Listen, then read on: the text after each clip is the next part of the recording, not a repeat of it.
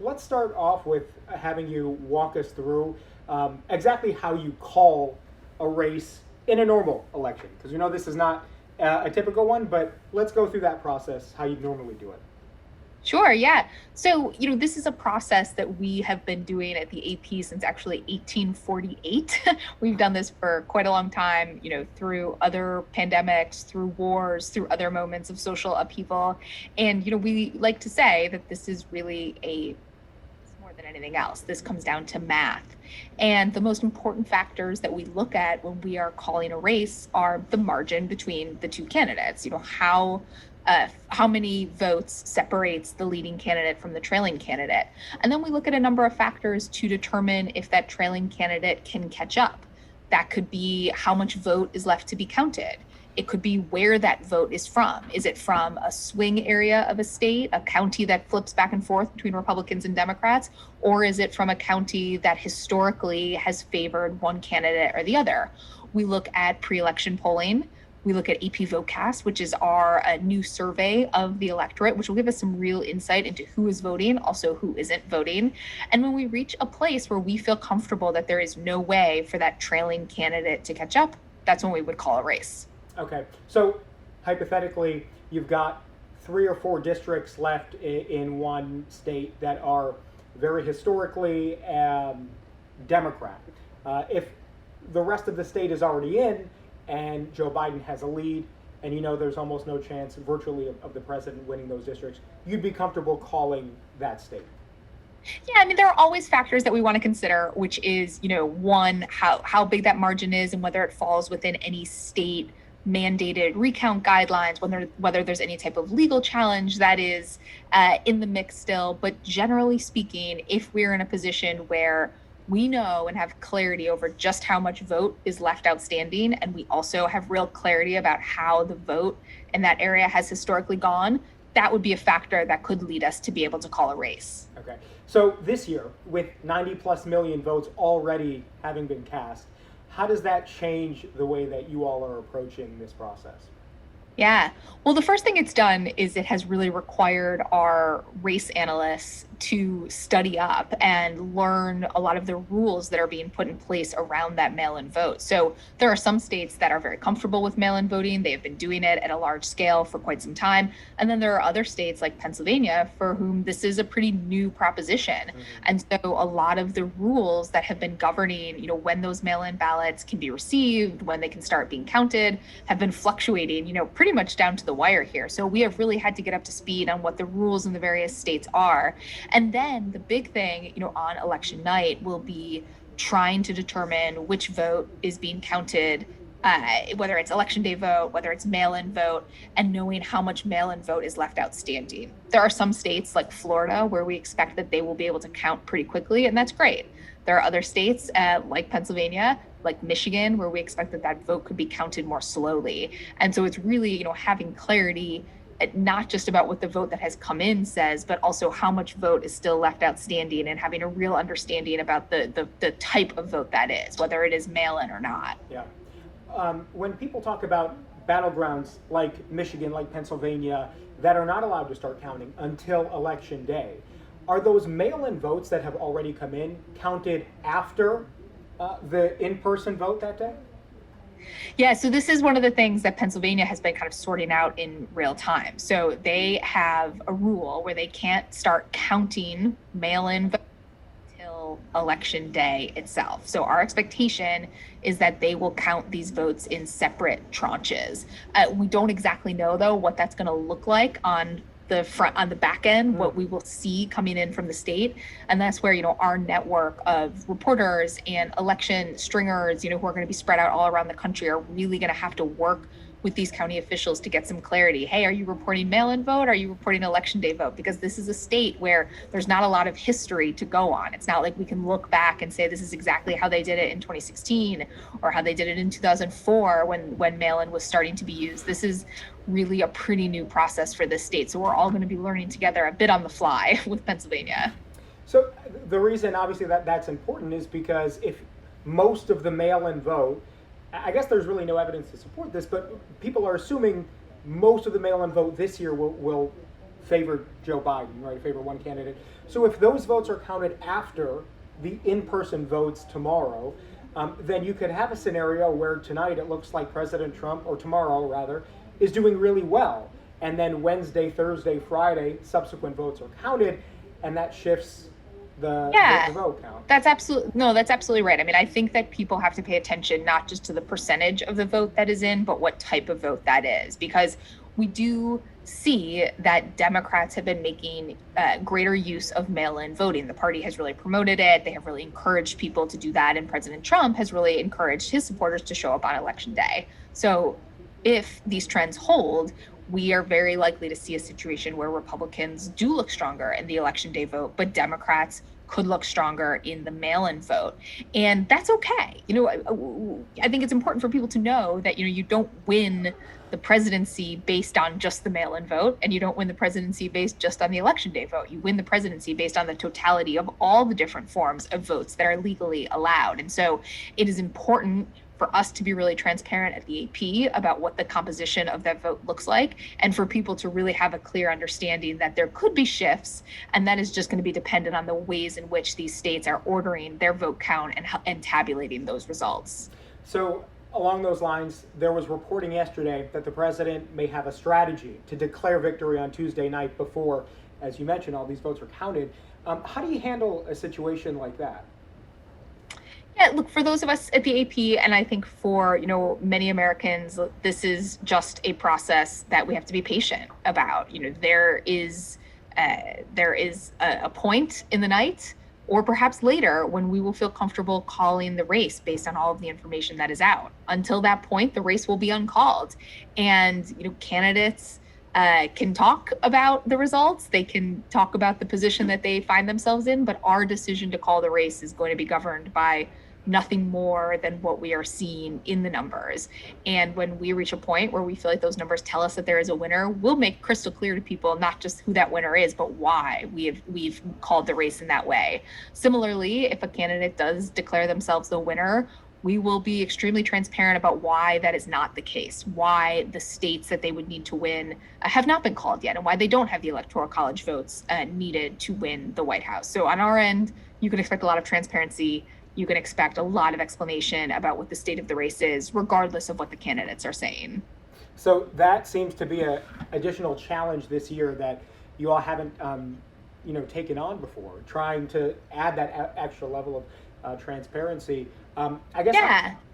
How prepared are you for doing that? I think that it's something that we are really excited to actually do. I mean, we have a team of people who spend months and months getting prepared for these kind of elections, and they just have a ton of institutional knowledge about these states, about voting patterns. They are real experts, and this is going to be a great chance for them to pull back the curtain on that expertise. And I think that it's part of our effort to try to show the public that they can trust our race calls, that this is a process that is fair, it is impartial, it is nonpartisan, it is based in simple math. And we want to show you that. We want you to be able to, watch the results come in, to be streaming your results, consuming them however you can, and know that behind every AP race call is a real process that led to that decision. So you can look at it yourself and understand why we made that decision. We don't want you to just have to take our word for it that the AP called Florida or the AP called Pennsylvania. We want to show you exactly why we did that so you can have trust in what you're seeing. Do you think it's going to be difficult to message to people, we're showing you our math, you can trust the results of these elections, if there's perhaps a campaign that sows discord and doubt in the election results, especially the ones that may be counted after Tuesday? Yeah, look, I can't control, what any candidate does. And the biggest thing I can say is that what the candidates do isn't going to affect our process. The thing that we can control is our ability to be transparent about what we're doing and why we're doing it. And I hope that when people see that level of information, that when they really get a clear, easy to understand explanation for why a state has swung to a certain candidate, then they will have trust in that process. I really do ultimately believe that when people are presented with facts, that those facts really do shape and drive their opinions. I believe that too. and I certainly hope that that's going to be the case here. So we've had elections in 2000 that, obviously there was a long legal battle that followed election night, and we had a delayed result. So, are there any lessons to be learned from the 2000 Bush-Gore election that we can apply now? Yeah, no, I think there definitely are. I mean, I think AP in 2000 did not call that race. And, there are factors that contributed to that decision that are relevant, certainly this year, but really in any election, which is, one, you have to look at the margin. When that margin is so tight between candidates, that really means you need even more information before you can say definitively that there is a winner. And we feel strongly that we only want to say definitively that there is a winner once. Otherwise, it's not definitive. We don't want to say that the race has been called for this candidate and then have to change our minds on it. And so the narrower that margin is, the higher the bar is for us to call the race. And that was certainly the case in 2000. I think the other thing that is certainly relevant in this moment is that we will be reporting around potential legal challenges to the election. And if there are legal challenges that are legitimate, that are working through the courts, we don't want to be a part of that. We don't want EP's race call to be tied up as part of somebody's legal strategy. So that's the type of thing that we would let play out in a close race to ensure that the process was fair, that everybody had their day in court literally before we weighed in with our own result. I'm going to ask you to look into your crystal ball, Julie, a little bit. What are the chances you think that we might be able to call a winner in the presidential race on Tuesday? I think there's certainly a chance. I think you've heard me talk about it a lot, but I think it will come down to what the margin is. The wider the margin is in these states, the easier it is for us to call a race, the faster we can make that kind of decision. And so if we are in a situation where one of the candidates has a comfortable lead in several states and enough states to hit 270, then absolutely we would be able to call the race on Tuesday. But it really is going to depend on how fast that vote count is coming in, what that margin is looking like, and whether one candidate or the other seems to be picking up most of the battleground states, whether there's a swing in one clear direction or the other. If we have called a lot of races, but the candidates are really jockeying back and forth, everybody's picking up a state here and there, and then that could still make for a really long process, even if we've called several individual battleground states. Okay, so if the AP feels comfortable calling a state, but we know it's going to be contested, we've already heard legal challenges, would that change the dynamic of let's maybe not call it because we know that it's about to be challenged in court?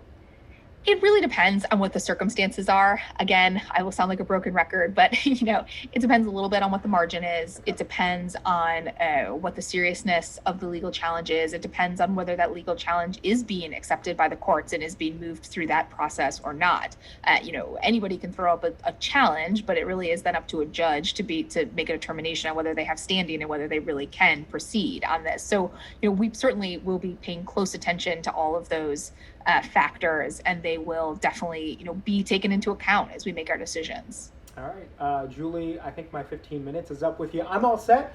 If there's anything else that you want to add or say that we did not talk about. Hey, Julie, can I jump in with a couple of questions real fast, just quickly? Sure. So one, I wanted to reiterate, the AP does not call a state until the polls close in that state, and you're not going to call the presidential even if it's clear until every poll is closed through California? Right. That's correct. I mean, we will not call a state until all the polls in that state are closed. So that means, for example, in Florida, they actually have a split poll close time. So they close most of the polls in the state at 7. Some in the Panhandle close at 8. We won't call that race if we're able to call it, a poll close, which we almost certainly won't be able to do in Florida. But we wouldn't in that circumstance until every poll in that state is closed. And then also, we would wait till 11 o'clock in California. And things. So just to follow up on this, because I think it's always that funny thing people are confusing. And my home state of Utah, the polls close and they're like, and President Trump has won Utah. Can you explain to our viewers why a state like that is called when one ballot's actually counted? Yeah, no, that's a really good question. And I think this is sometimes confusing for people. So we have a couple of things that we can look at in that situation. One is AP VoteCast, which is the new pre-election survey that AP launched after the 2016 election. And this gives us a ton of data actually going into the election about what the electorate in each of those states will look like. So we will have real data on voters and their preferences. We're in the middle of collecting it right now. We'll keep collecting it through Election Day. So it's not as though we'll be looking at nothing. We will actually be looking at this broad survey of the electorate. So we have that. We have the pre-election public polling that has been done in those states. We have the historical trends in those states. And sometimes if we feel like we just need a little bit more information, we will wait, just even if it's a few minutes, you can get a lot of vote in a state in just a few minutes once they start really rushing those numbers into the system. And sometimes that can really help us out. But it would make for a quick call in a state. That would not be the situation in any of these states that are competitive, in any of these states where we know that the candidates are spending a lot of time and a lot of money on trying to battle it out.